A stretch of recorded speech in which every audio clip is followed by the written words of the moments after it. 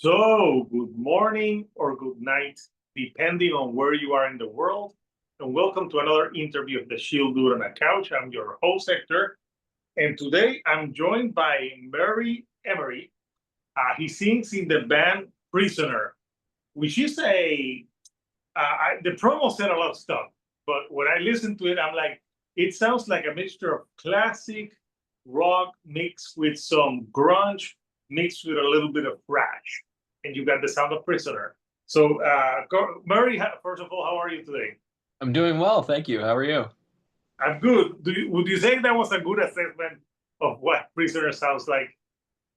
Yeah, absolutely. I think we're kind of a combination of, what your traditional classic hard rock and heavy metal bands are, in all encompassing that into, a little bit of what we do in terms of modern metal as well, and throwing everything kind of together to create something that I think is very dynamic, ranging from, things from ballads to kind of heavier, thrashier type of guitar parts and everything. So Yeah, and you guys are a fairly new band. You put out a self-titled last year, so you Mhm. put out your second record. So yeah, tell me a little bit about, for people who don't know Prisoner, a little bit about the history of you guys. Yeah, absolutely. Prisoner's been around for a little over 5 years now in terms of what I consider it to be in terms of a band. And I started the band back in 2020 in London, Ontario, where I was going to audio production school. And then, we gigged around there and recorded the first record.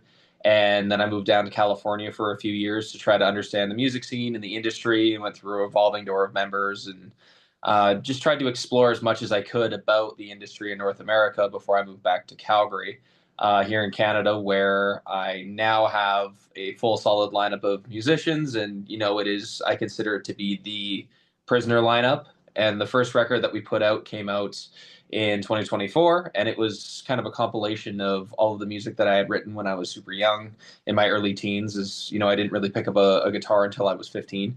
So it was very much in its infancy of what Prisoner has developed into today with our sophomore record, Kill the King. And then we put out an EP, a few other singles, played a bunch of stuff locally in Western Canada. And now that we've got a solid lineup and we've been around for a little while in terms of, I guess, what we consider to be a band, we have now hit the ground running with this new record and, a full Canadian tour, and fully expecting to try to push ourselves to be doing this full time. Yeah, that's awesome. And uh, I didn't get a chance to listen to the 2024 album. I didn't, and I'm like, but I'm wondering if it's songs that you wrote like when you were young. They have to sound like very super different to the new stuff, because when you're young, your viewpoint of like writing stuff is very different. So, how much would you say you've evolved as a songwriter? Honestly, I would say exponentially, because that first record was written from the time I was 16 to 18, and I'm 25 now. And the EP was written at the same time. The one single that we had put out was written very recently when we recorded it. And this album, two songs on this record were written when I was younger. It was Kill the King and Feel the Heat. But everything else is a lot newer. And I wasn't originally the singer. I didn't want to be the singer. I was just a guitar player. So when I was writing the music for the first record, I wasn't really thinking like a vocalist. I was thinking more of just like, oh, I'm a guitar player learning my instrument and emulating ideas and sounds that I liked.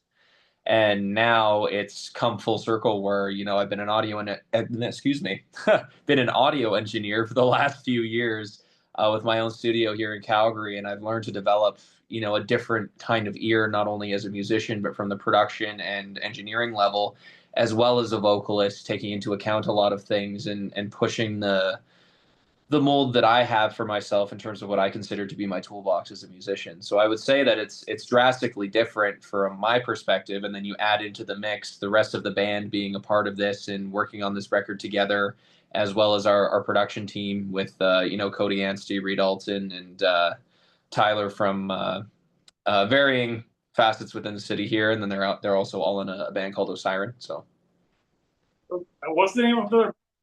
Osiren. I think I've talked to them. I don't. I've talked to so many bands. It kind of sounds familiar. Maybe I'm mistaken, but so Yeah, no, it's good that you had that time. And the single that you have out is Lost in Control. That's the Mhm. single that you have. Uh, why did you choose Lost in Control as the single for this upcoming album?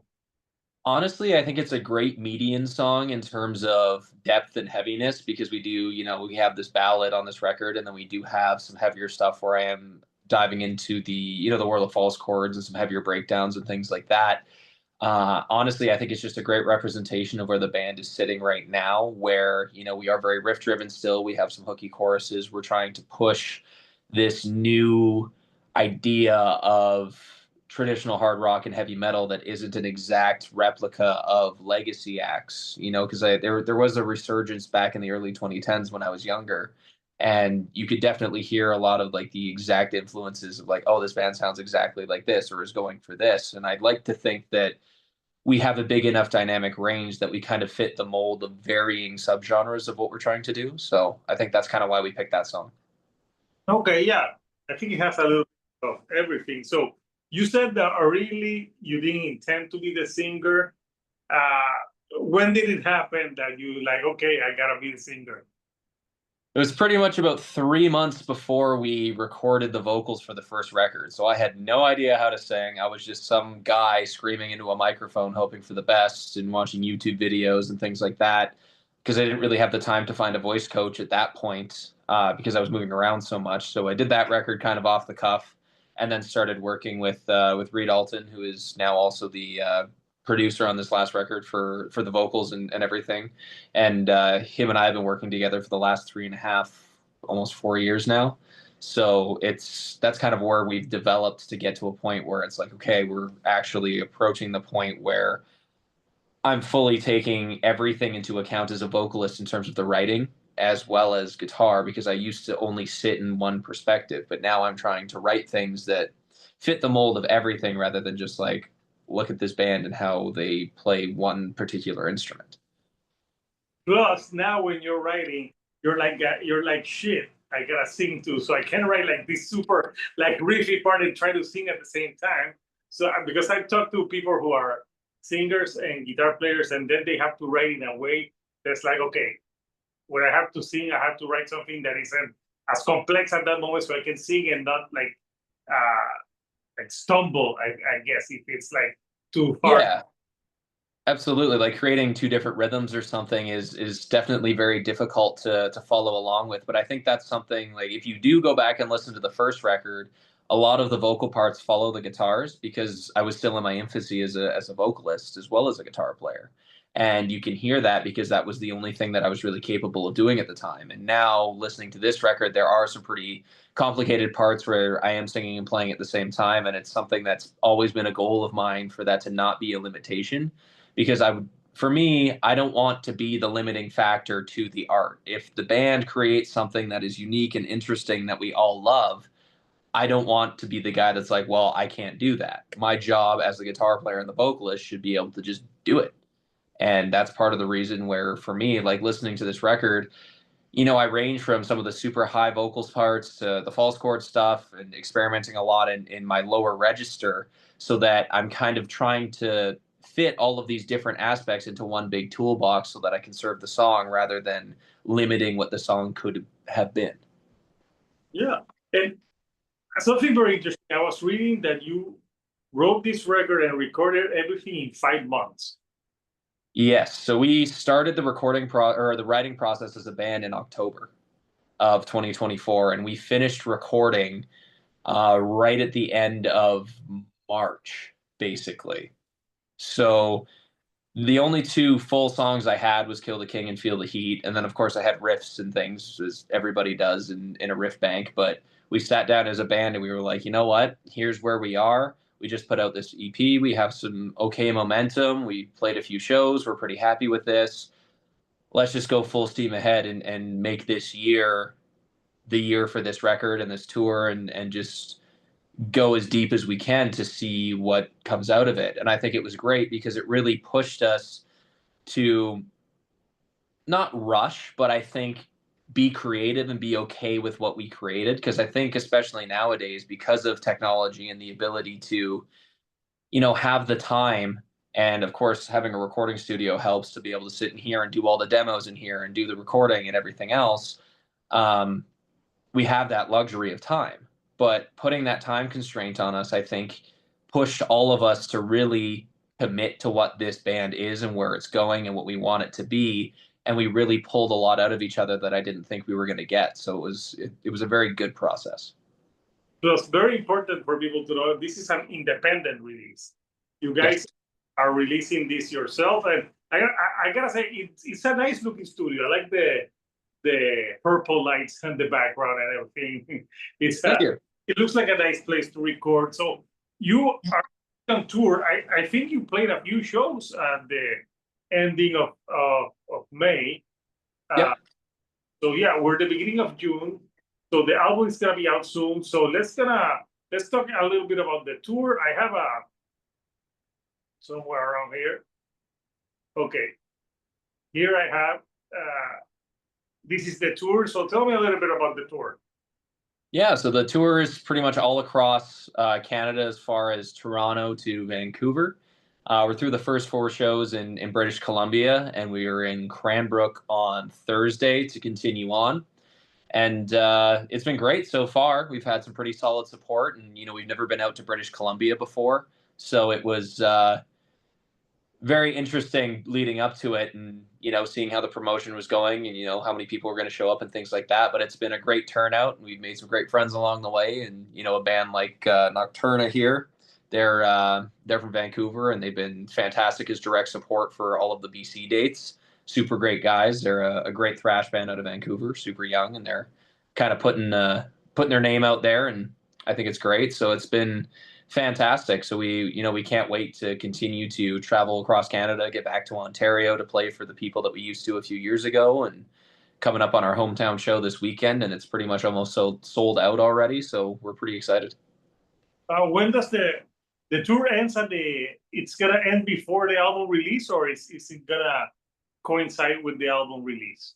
So we split it up into 2 legs. So the first leg is all of Western Canada. So we'll be done the first leg right before the album comes out, and then we start the second leg in August because we have some stuff going on that we're still trying to figure out for July in terms of festivals and things because of Stampede here in Calgary. It's a very big event happening citywide. They close down most of downtown and things like that, and there's lots of opportunity to play. So we have some stuff going on with that, so that's why it's broken up into 2 separate legs. But that way as well, we can kind of carry across the whole summer, and then the album's been out for a little while, and we'll be, promoting some other things with some music videos and stuff as well for certain songs. So Yeah, no, I think it makes sense because first you're doing shows before it comes out, then after it comes out. So I think it's a good way for people who know, like, hey, the album is out. So I want to talk.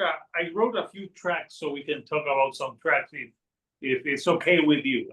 absolutely. Yeah. So first of all, let's talk about. Tell me a little bit about the story about that one.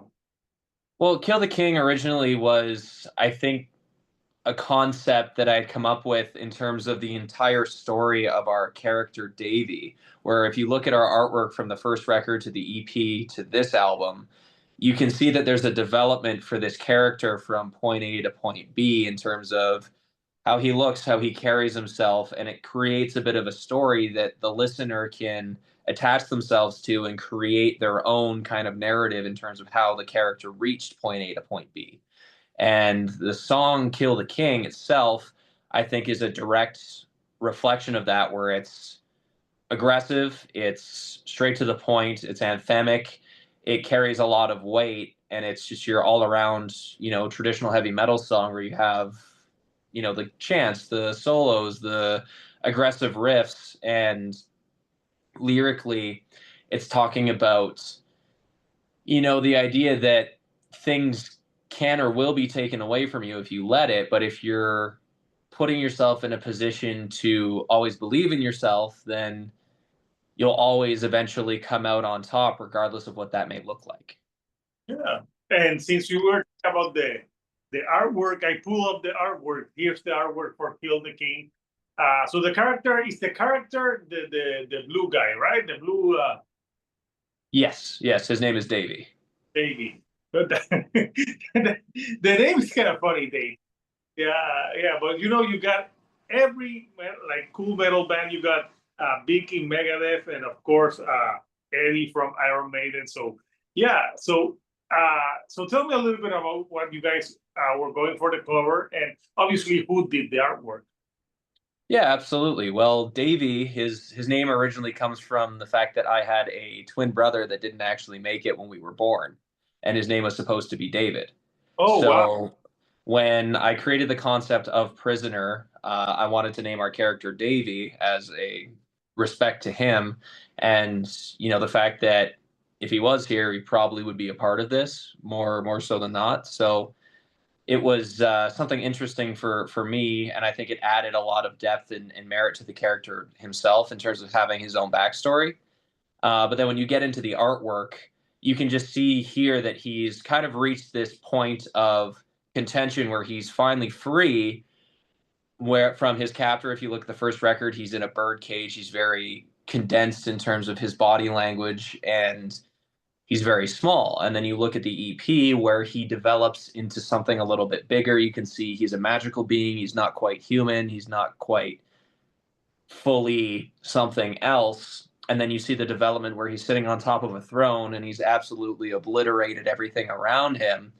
And now it seems like, okay, this was my goal. Now where do I go from here? And that's where you get a song like Lost in Control, where you conceptually, it's like, everybody believes that, oh, well, if only I had this, or oh, if only I could get to this point. Well, if you get to that point, and then, well, then what's next? What happens? What do you have going for you in terms of your plan, in terms of your next step, whether that's for your life in general, a term goal, a long-term goal, anything of the sort. And then you have this character that just seems so powerful and all encompassing. And I think what it does is it creates this open endedness for whatever we do as a band moving forward, because now this entire concept is kind of complete, in my opinion, from what I originally wanted with this character for Prisoner from when I was like 16, 17 years old. yeah, no, makes sense. And who did the art? So the artwork for this record was done by Chris Weidman and one of our friends, Bree Patuzak. I really hope I'm saying her name right, but they worked on this together where she kind of finalized the character and everything. And then all of our previous artwork is done by our friend. His name is John Garrett. And everything that we do is hand done and hand painted, and then we photograph it and digitize it.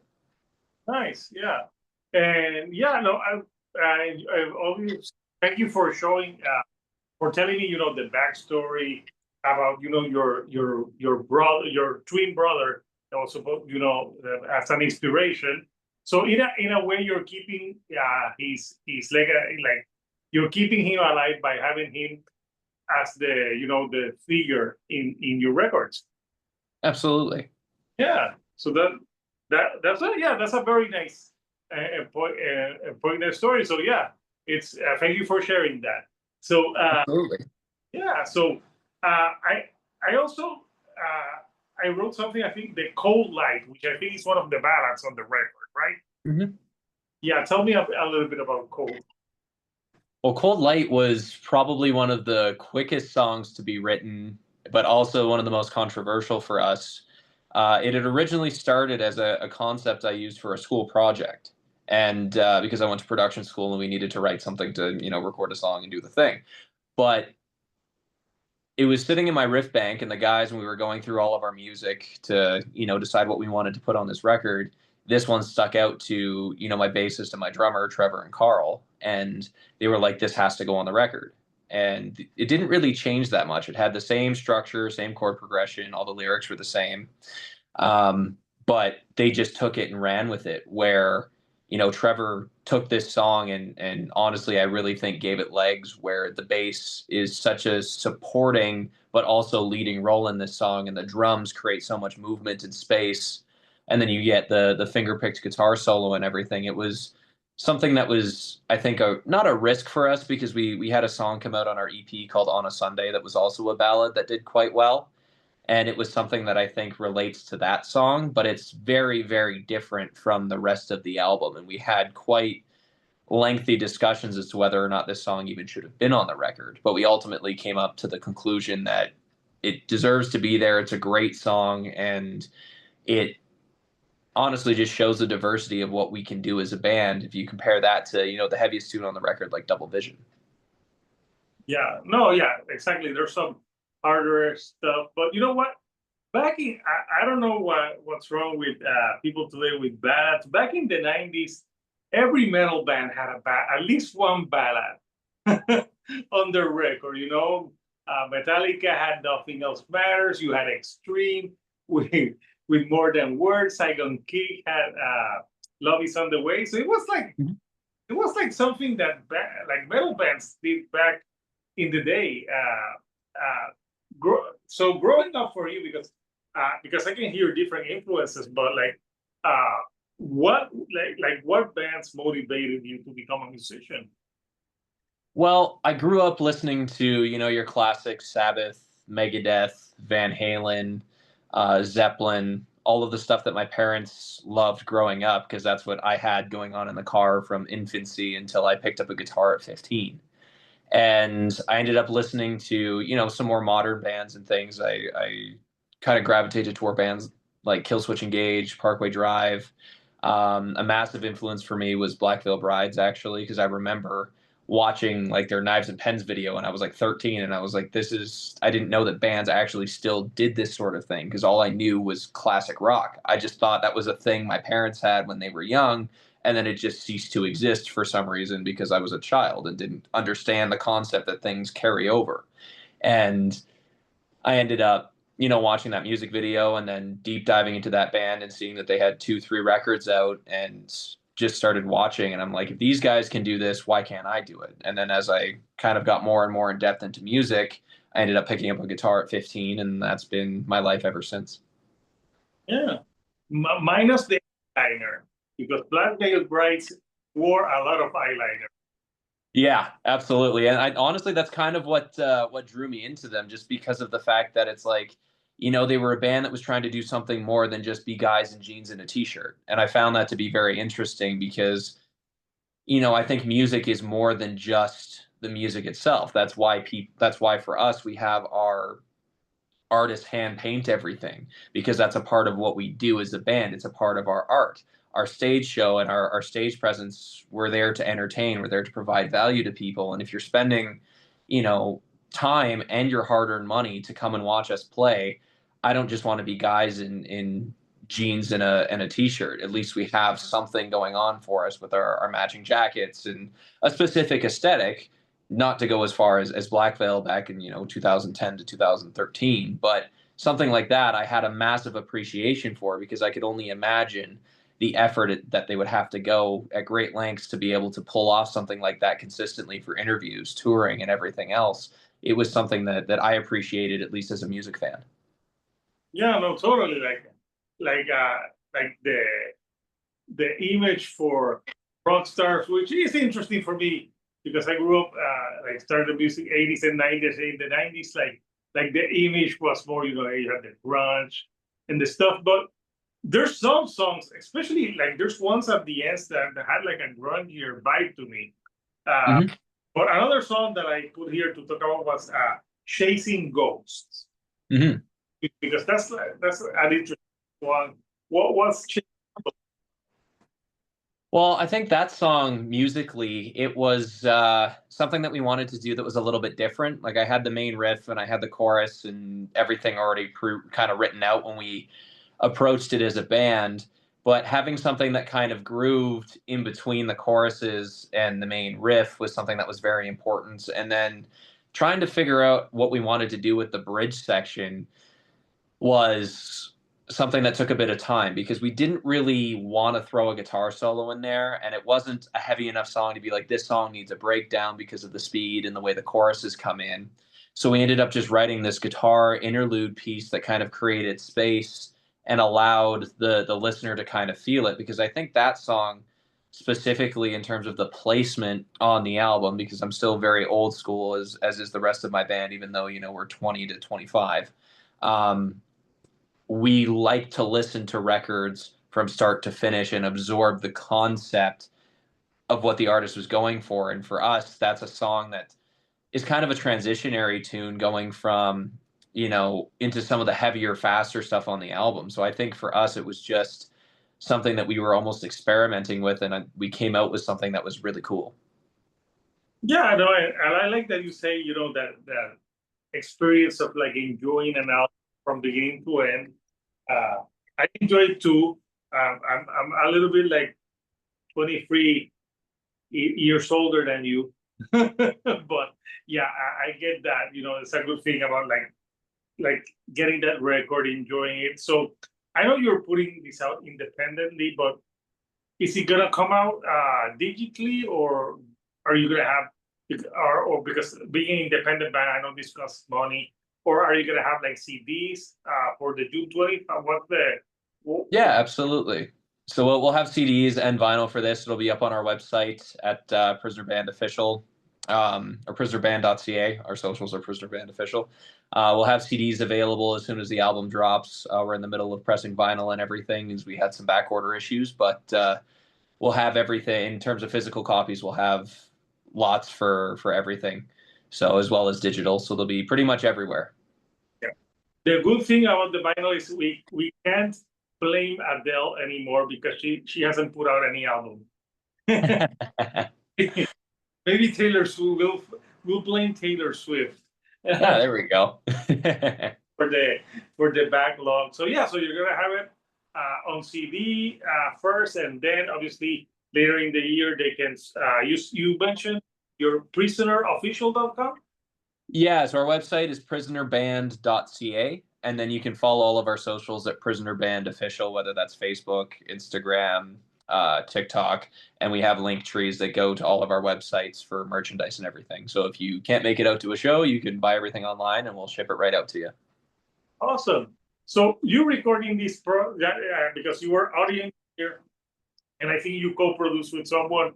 How much did you learn in that process? Because I'm guessing this is a process where you're learning. Is that something like, do you want to only record your music, or would you see yourself recording other bands as well? Yeah, I mean, so my full-time job is an audio engineer. So I own the studio. I built and designed this place. We've got a live room just here to my left with an ISO booth and everything else, and big live room for drums and things. So I do that full time. But I think every record that you do or every project you work on with somebody, you're always learning something. You're always trying new things, because that's kind of the fun with music, is there's never really the mastery to anything, and equipment is always varying. Like I have a very hybrid system here where I'm fully analog. Like we're sitting on my Audien ASP 4816 console right now, and I've got a bunch of outboard gear here, and it's always going to sound a little bit different depending on the day, depending on the weather and how the gear's working, things like that. So when you're capturing music or anything of that regard, I think you're always trying something new and learning. And I've worked extensively with Cody Anstey here at my studio. It's called Crooks Hollow Studio here in Calgary. And we do a lot of work here together. And he came and he recorded the drums. And he came and did all the engineering for my vocals and everything. And then I did the guitar and bass independently here. But I was here for everything. But because Cody's a drummer, I just kind of gave him free rein on it with Carl to, be drummers about things. And, I was always there to help and nerd out and continue to develop, myself as an audio engineer, because I would still consider myself to be relatively green. It's been, 4 years since I graduated production school and everything else. But, having my own space for the last 2 years has been something that has developed into, again, my full-time job. And I'm always willing to learn and looking to expand upon my knowledge, because I am still only 25. So to be able to have the opportunity to work with people that have been around and are willing to, take time to talk to me about what they're doing is always important, and being able to watch and see that means a lot. So Yeah, is there like a producer that you would like love to like not work with, but like go shadow to learn some of their techniques that you've always admired? Honestly, I would probably be interested to go and talk to Bob Rock. I know it's kind of a cliche answer for, a Canadian, especially with him being in Vancouver and everything and doing records like Dr. Feelgood and things. But, and of course the Black album. But he did Black Veil's fourth record. They're self-titled, and listening to that album, it's so different from the rest of their discography. He really pushes the metalisms out of them, and just the way that that guy approaches, I think, dealing with musicians and how they interact has always been very interesting to me. As well as Feldman, the vocalist from Goldfinger. He did Black Veil's third record. Kind of a theme here, but those were some of the guys that influenced me before I even went to production school. So having an opportunity to meet and talk to those guys would be really interesting one day. Yeah, no, Bob Rock, he's also worked like different, like 311, The Offspring, like different. The only thing I would question him would be about the Saint Anger drum.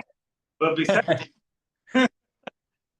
I would be like, Bob, man, what the fuck were you thinking? I mean, there's only so much you can do with that record, and the way those guys were adamant about certain things. So I get it, but I agree with you. That's the only thing I would like. Why, man? Why?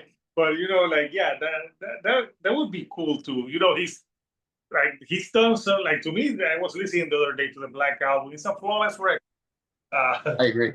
Yeah, it just sounds great. So yeah, no, it's good that you're learning. And when you talk about analog and stuff, it seems, Murray, that you were you were born on the wrong decade.